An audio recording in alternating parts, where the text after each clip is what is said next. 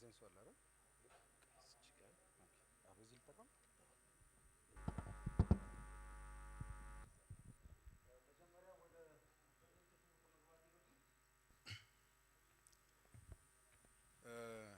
ወይዘሮ ስንታየው ነበረች ለማቅረብ ተዘጋጅታ የነበረው ግን ከዲፒስ ጋር ፕሮግራሙን አንዳንድ ያጋጠሙት ችግሮች ስላሉ አስቀድሞ ፕሪ ስኬጁል የተደረገ ስብሰባ ስለነበራት ለዛ ነው እና ጀስት it is due to round of discussions with development partners ስለዚህ ይቅርታ ጠይቃለች። ወደ ፕሬዘንቴሽኑ እሄዳለሁ።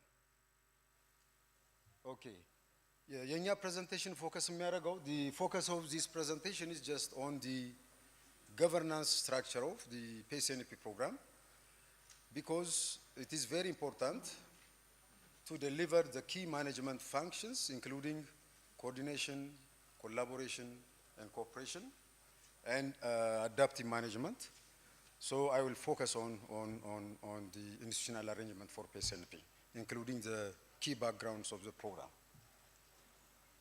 As you can see, just PNSP 5 is designed within 10% budget deficit, while the government is committed to contribute 25% of the overall budget required for its implementation, and the rest of the budget envelope, which is 65%, will come from the development partners. Next. It is about just the higher level objectives. As you can see, just the goal is.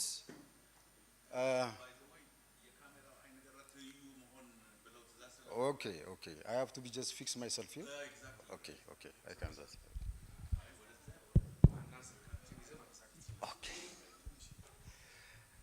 Okay, the goal of this program is just to contribute towards poverty reduction.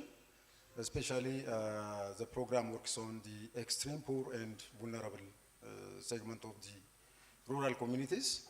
And when it comes to the program objective, enhancing resilience of the same target group is the objective of the program. As you can see from the slide, PNSP works in 408 waradas. This is the statistics that you have for PNSP 4, and currently 77 waradas are just added, and due to the geographic expansion, based on the vulnerability assessment result from CSA and other historical data and satellite imagery, and by using these inputs, waradas for geographic expansion have identified, and the program further expanded to additional 77 waradas. And the number of regions targeted by PNSP are just around 10. It becomes 10 due to the recently declared new region from SNNPR, which is Southwestern Ethiopian region. Next.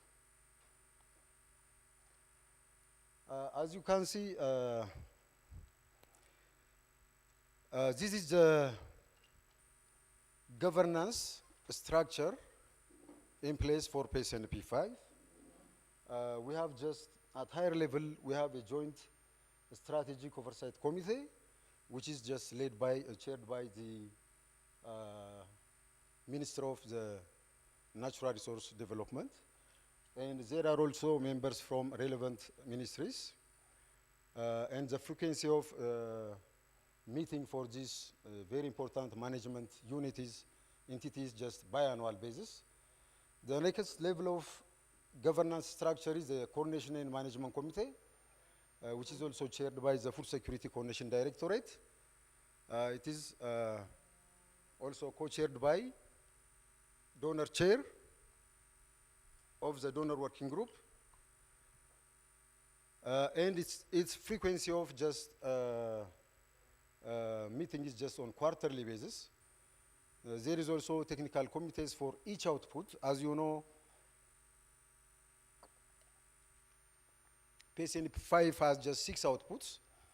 The first 2 are just almost similar, except The first one works on the chronically food insecure segment, and the second one is just about shock responsive, which is an output technically just responsible for managing transfer units.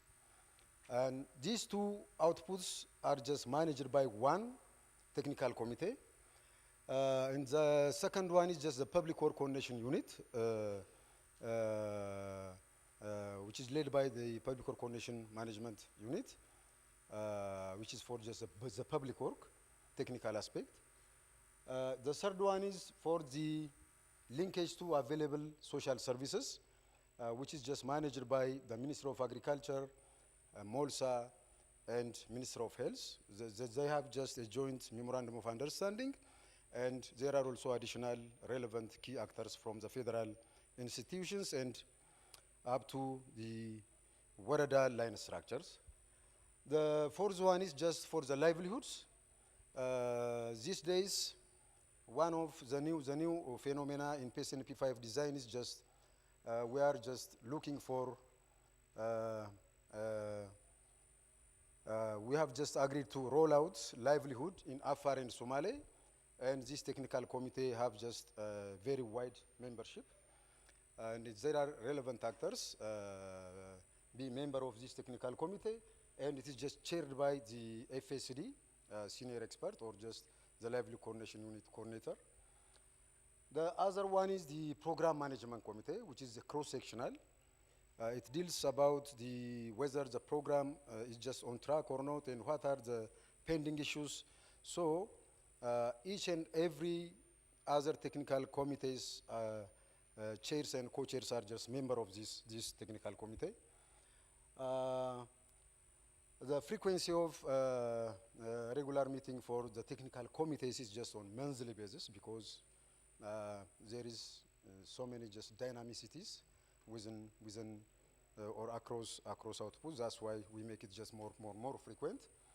And the other one is the Food Security Coordination Directorate, Development Partners, and Donor Coordination Team joint meeting, which is very important management entity, and it is just very critical, and this committee especially just deal on emerging issues by gathering just fortnightly, every 2 weeks.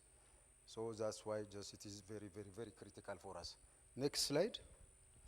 This is simply just to summarize the previous slide, and just to share you how these different governance structures are just interlinked, both vertically and horizontally. So I will not go in detail about this. Okay, when we come to the coordination, there are so many good experiences, but we limit ourselves on these two very important ones.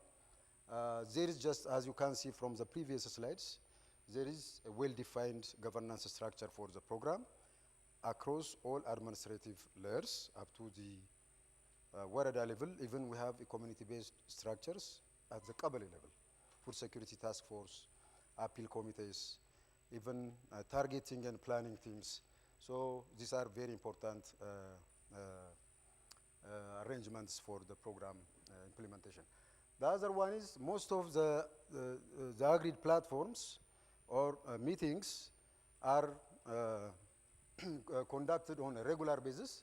So you can imagine that the member of this management function, management units and technical committees can deal on what is to be done and what is just the current challenge, how we are going to just resolve this, what are issues for the attention of the oversight. It could be just for the CMC and so forth. When we come to the bottlenecks, there is irregularity, especially when we come to the technical committees. Sectors are just frequently changing the focal persons. That creates a kind of information gap. The other one is the thesis need to be just horizontally linked, but there are a tendency to work in silos. The other one is just delay of formation of this governance structure, especially in the newly emerging region, which is Southwest Ethiopian region, to whom we are just going to cooperate. We have just auxiliary members at the federal level and at the regional level. There are service providers, banks, microfinance institutions, indirectly Ethio Telecom and others. There are also key actors from the NGO section. And universities, as you know, just an independent impact evaluation is assumed to be just conducted periodically. So they deliver this. Cooperation, good experience, strong working experience with microfinance institutions in terms of financial inclusion. They are committed to provide credit and even just to support mobilization of saving. And even PNSP, and again, creates a kind of business opportunity for them. The other one is the scaling up of e-payments. NGOs are also just transferring their accumulated experiences. Even in the PNSP 5 design, we have learned a lot from the CARE, especially USAID affiliated NGOs. The bottlenecks are just difficulty in managing the schedule because there are just a number of platforms which are not put as a requirement in the PNSP design document. Different implementation modalities. For example, NGOs are engaging in this program with a small budget envelope, so they limit themselves with a few number of waradas and kabales. It is about just food distribution. They intended to provide full basket, but the program, due to budget shortage, only avail the cereal. And working calendar is also an issue for us. Way forward, what are the opportunities? The first one is the well-defined governance structure, the program monitoring, evaluation and learning, and MIS, GO and NGO coordination framework and platform. This is very important entry point for the coordination and cooperation that we have discussed for yesterday. And there is also a program capacity development strategy, which encourages the program to invest the lion's share of its investment, capacity building investment on the front line staffs. And CSMP has also just an initiative, which is a knowledge management, and it has also just a climate smart approach manual. And BRI is also just another source of financial support.